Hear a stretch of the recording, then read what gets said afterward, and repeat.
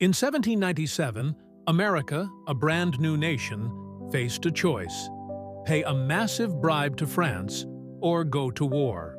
This is the story of the diplomatic disaster known as the XYZ affair, and it all landed squarely on the shoulders of the second president, John Adams. Our problems started across the Atlantic.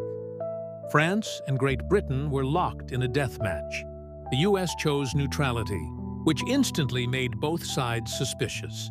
When the U.S. signed the Jay Treaty with Britain in 1794, the French saw it as a stab in the back. France, our former ally, felt betrayed, and their response was brutal. French warships started seizing American merchant ships.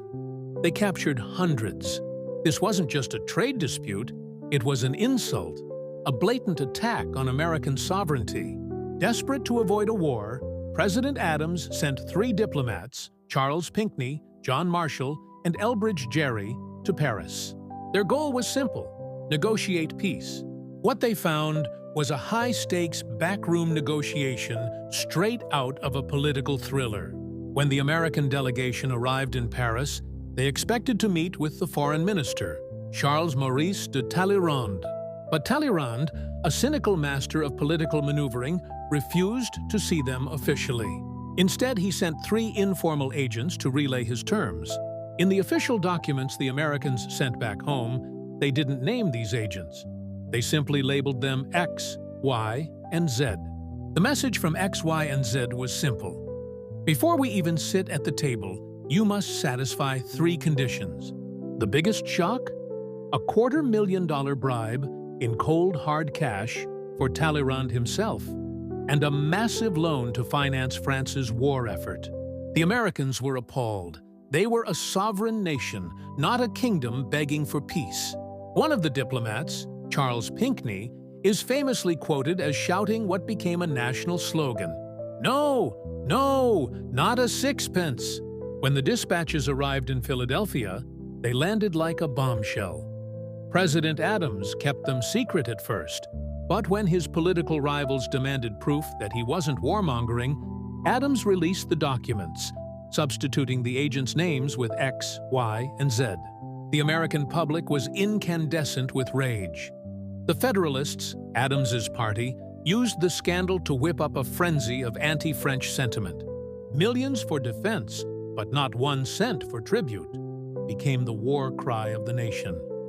Congress was galvanized. They didn't formally declare war, but they began preparing for one. They created the Department of the Navy, funded the building of new warships, and built up the Army. An undeclared naval conflict, the quasi-war, began, fought primarily on the high seas. But things got messy. The Federalists, fueled by public anger, pushed through the Alien and Sedition Acts, which pretty much made it illegal to criticize the government. In protecting the nation, they threatened citizens' freedoms. John Adams skillfully avoided war despite party pressure, and Talleyrand finally realized his mistake, paving the way for real negotiations.